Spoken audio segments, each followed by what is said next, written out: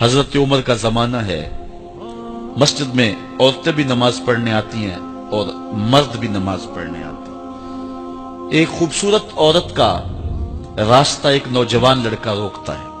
ایک دن اس نے دیکھا، ایک دن رک کے کہا تجھے مسئلہ کیا ہے؟ اس نے کہا کہ میں تیرا چاہنے والا ہوں۔ اس نے کہا کہ میری چاہت ڈیمانڈ جو کروں گی پوری کر دو گے؟ اس نے کہا آسمان سے تارے بھی توڑ لو۔ اس نے کہا بس میری یہ خواہش ہے 40 دن حضرت عمر کے پیچھے نمازیں پڑھ لو، اس کے بعد 40ویں دن کی آخری نماز کے بعد یہاں میں منتظر ہوں گی تیری اور تیرا انتظار کروں۔ 40 دن نمازیں چلتی رہی۔ پھر عمر کا لہجہ اور من کے روگ نہ دھلے اور من میں نور نہ اترے۔ 40ویں دن کی آخری نماز کے بعد وہ گردن جھکا کے جا رہا تھا، لڑکی اسبِ وعدہ کھڑی تھی۔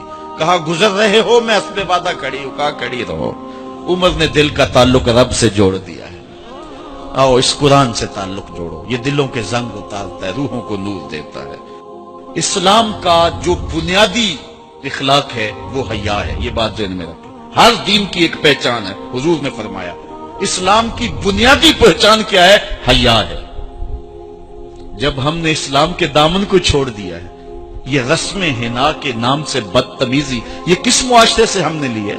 اور کیا بہوؤں بیٹیوں کا تماشا لگایا، اور نیم برہنہ بیٹیاں لوگوں کی شہوانی نگاہوں کے سامنے ہیں، اور باپ بھی کھڑا ہے اور بیٹا بھی کھڑا ہے۔ نہ باپ کی آنکھوں میں حیا ہے، نہ بیٹے کی نظروں میں حیا ہے، نہ بھائیوں میں غیرت ہے، اور کہتے ہو اللہ کی رحمتیں ہمارے اوپر نازل ہوں۔ یہ تو شکر کرو پتھر نہیں برستے محمد عربی کے قدموں کا صدقہ۔ اگر ان کی رحمت نہ ہو درمیان میں ابھی آگ لگ جائے دونوں جہاں میں۔ یہ تو ان کی رحمت ہے کہ پتھر نہیں برستے۔ پچھلی قوموں نے ایک ایک جرم کیا، کسی کے اوپر پتھر برسے، کسی کے اوپر خون برسا، کسی کے اوپر ایسا زلزلہ آیا کہ نیچے والی جگہ اوپر اور اوپر والی بستیاں نیچے، لیکن اس امت پر ایسا نہیں ہوگا۔ اور اللہ نے فرمایا ما کان اللہ لیعذبہم وانت فیہم، محبوب تیری وجہ سے میں عذاب نہیں اتارا ورنہ پیس کے رکھ۔ سر سے لے کر پاؤں تک ہم اسلام میں آ جائیں، چھوڑیں آدھا تیتر آدھا بٹیر، جہاں جی چاہا اسلام کے دامن میں آگے اور جہاں جی چاہا ادھر چلے گئے۔ مسجد میں بھی چندہ دیا اور ہوٹل میں بھی شراب پی، رب بھی خوش رہے شیطان بھی راضی رہے، ایسا نہیں ہوگا۔ رب کہتے نہیں کہ میرے ہو تو پھر میرے ہی ہو۔ کوئی بھی غیرت مند محبوب نہیں جو ہے تسلیم کرتا کہ میرا محب کسی اور کی طرف نظر اٹھا کے بھی دیکھے، تو رب سب سے بڑا غیرت مند ہے، وہ نہیں چاہتا میرا ہو اور کسی اور کی طرف دیکھے۔ تم کون ہے؟ مغربی تہذیب لگتی کیا ہے تمہاری؟ اپنی ملت کا قیاس اقوام مغرب سے نہ کر، خاص ہے ترکیب میں تجھے قوم رسول آخر۔ تم غیروں کی نقالیاں کرتے پھرتے ہو، تمہارے سامنے سیدہ عائشہ کی سیرت موجود نہیں ہے؟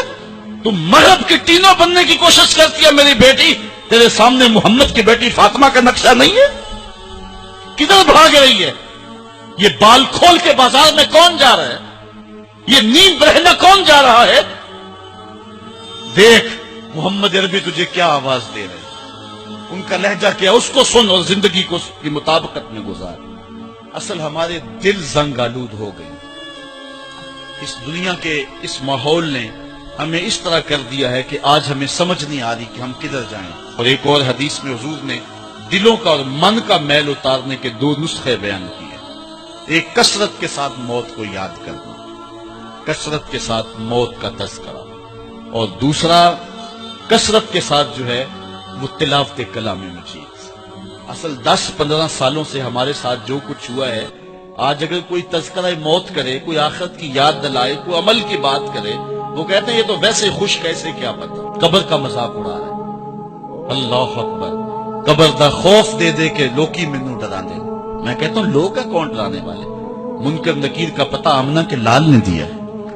فَلْيَضْحَكُوا قَلِيلًا وَلْيَبْكُوا كَثِيرًا، تمہارا رب کہتا ہے تھوڑے ہنسا کرو زیادہ رویا کرو۔ رونا دل کا میل اتارتا ہے، باتوں کے اجاڑ پن کو دور کرتا ہے، من میں خشیت الہی کے پھول کھلاتا ہے۔ اور حدیث میں آتا ہے وہ آنکھ خوف خدا کی وجہ سے روئی اور ایک بال کی جڑ بھی بھیگ گئی، کل قیامت کے دن وہ بال جہنم میں نہیں جانے دے گا۔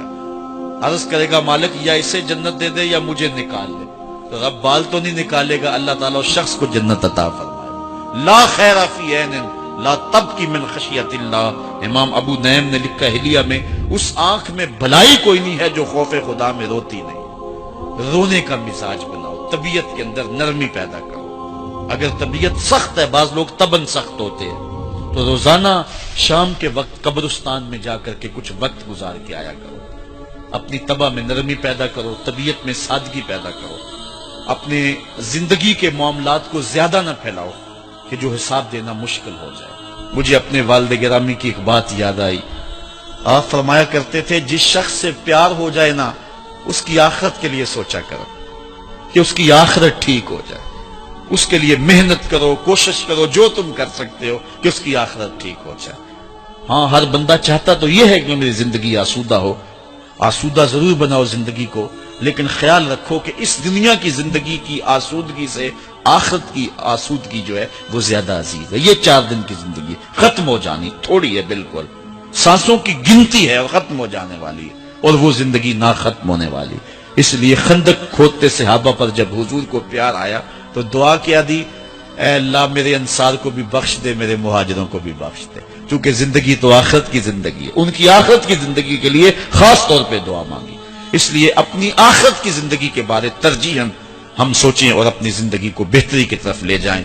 5 گانہ نماز شعار زندگی بنا لے۔ زندگی جاتی ہے تو جائے، لیکن نماز نہ جانے پائے۔